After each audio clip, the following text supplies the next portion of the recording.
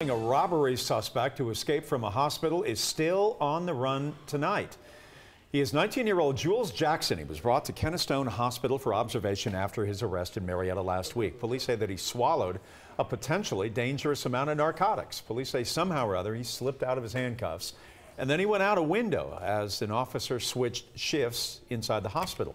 He was last seen running across the hospital roof. If you know anything or if you've seen him hanging around somewhere in your neighborhood, you're asked to call police. New at 6.